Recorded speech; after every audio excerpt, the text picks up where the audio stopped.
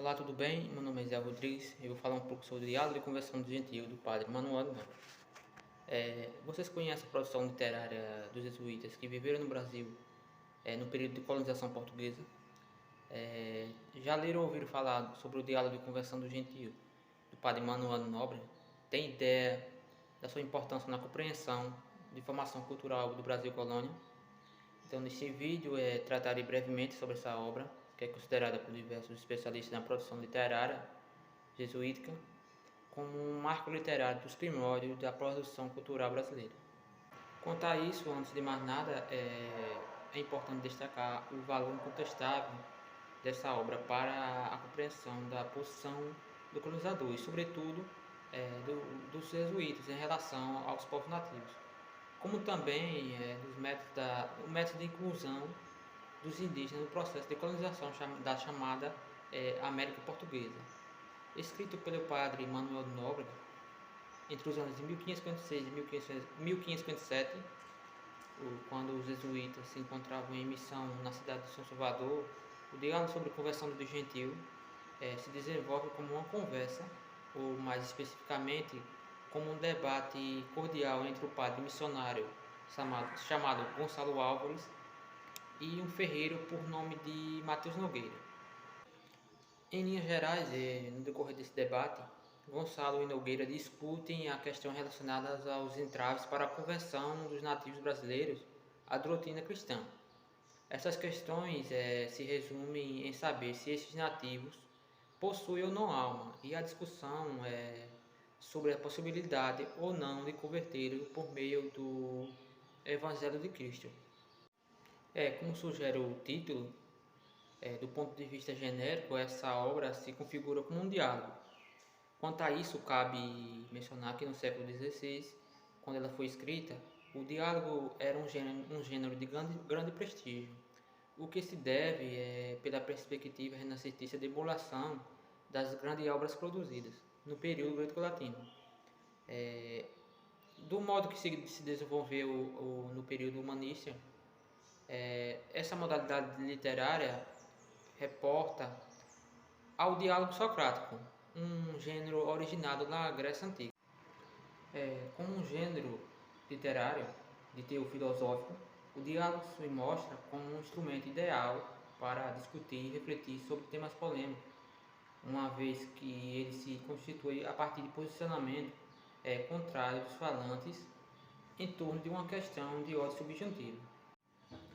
Assim, o diálogo sobre a conversão do gentio se inicia com a consideração de Gonçalo Alves sobre a suposta bestialidade dos nativos. Essa percepção, que provavelmente refletia do ponto de vista de grande parte dos colonizadores, incluindo religiosos, é o ponto de partida sobre um debate que tem como objetivo provar a humanidade do indígena e, portanto, a sua propensão natural à conversão.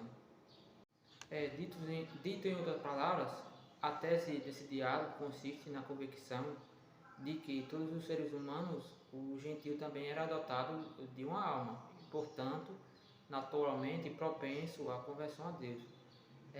Essa tese se baseia na orientação filosófica escolástica, segundo a qual a alma é constituída de três potências, a saber, o entendimento, a memória e a vontade. Baseado nessa ideia, Nóbrega parte do princípio da conversão como uma graça de Deus, ou seja, um dom atribuído naturalmente ao ser humano como uma dádiva divina, despertada do homem por meio de uma boa educação. Isto porque, para o padre Nóbrega, a suposta falta de fé do indígena brasileiro não era consequência da falta ou deficiência do entendimento, atribuído naturalmente na alma de qualquer ser humano, mas sim de uma criação contrária aos princípios cristãos. Em suma, do ponto de vista do autor do diálogo, reproduzido pelo ferreiro Nogueira, a suposta falta de fé de lei de rei do gentio poderia ser remediada por meio da catequização, Assim, portanto, é dado ao apostolado um papel primordial no processo de conversão, sendo atribuído ao conversor o mais alto grau de distinção. Por sua vez, justamente pelo fato de ser o mais elevado, o ofício de converter as almas seria também o mais desafiador, exigindo do missionário resiliência e o mais alto estado de perfeição. No diálogo sobre conversão do gentio, essa lição será dada pelo missionário Gonçalo pelo Ferreiro Nogueira. Neste caso, o porta-voz dos conselhos, que é Padre Manuel de Nóbrega, dirigido aos missionários, provavelmente desanimados diante dos desafios impostos pelo árduo trabalho de catequização, em meio às condições adversas do processo de colonização. A conclusão fundamental que se chega no decorrer do debate é que a conversão do gentio, de fato, não será força, tampouco por meio de agregados de presentes ou outros expedientes que, no lugar de converter, acabaria por corrompê-lo, não sendo esses métodos eficazes à doutrinação. Em vez disso, a conversão autêntica só seria possível por meio da sujeição. Neste caso, a sujeição do gentio não tem nada a ver com sua escravidão, que em diversas cartas é referida pelo padre Manuel de Nóbrega como um motivo grande de preocupação. Ao questionar recorrentemente a escravidão do gentio, legalizada pelo governo geral, o jesuíta estabelece de maneira clara, o que era a sujeição proposta em seu diálogo. Trata-se, nesse caso, de uma sujeição doutrinal, que, entretanto, só se alcançaria com a ajuda da administração da colônia, por meio do estabelecimento prévio de leis que proibissem os nativos aldeados ao praticar costumes antagônicos à doutrina cristã. Dentre esses, destacam-se a antropofagia e a poligamia, o uso excessivo de bebida alcoólica, costumes que eram permitidos pelos colonos aos nativos escravizados. Além desses costumes mencionados como impeditivo da catequização, embora não oposto à doutrina cristã, era o nomadismo, o modo de vida caracterizado dos indígenas brasileiros antes da colonização.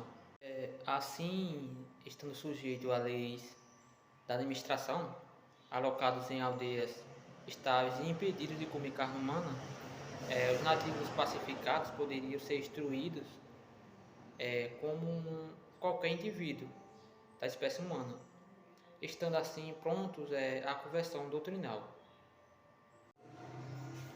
Isso nas palavras do Ferreiro Nogueira, visto que todas as almas dos homens serem umas e todas de um metal, feita à imagem e semelhança de Deus, e todas capazes da glória e criada para ela. De modo que ainda, nas palavras do Ferreiro, tanto vale diante de Deus a alma de um Papa, a alma do Papa, como a alma do escravo Popaná.